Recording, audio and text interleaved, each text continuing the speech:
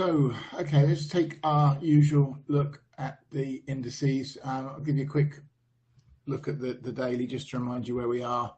And we're looking at starting to accelerate up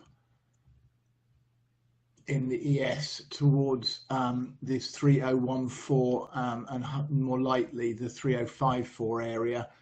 So I've got this 1, 2, then a series of 1, 2s, and I can't say 1, 2, 1, 2 potentially and up, or the main count where we're in the 3 of this 3, providing we hold over that 2917 support level, which we still is still holding intact at the moment. So if that's the case, so we're looking for this to hold really the spike low we saw, and with this 1, 2, and just start to push on up. But we've got to take out the recent high without effectively taking out the recent low.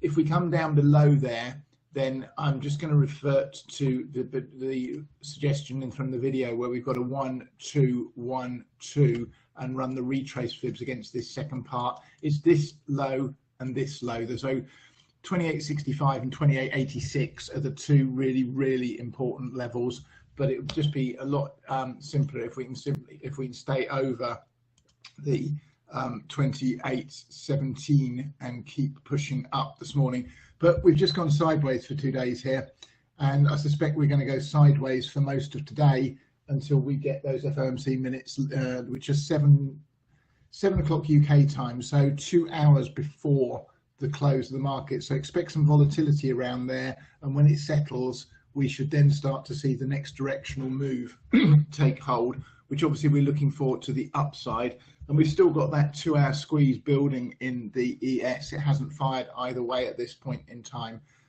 So again, very much hoping to see that fire long and propel us up into the target region.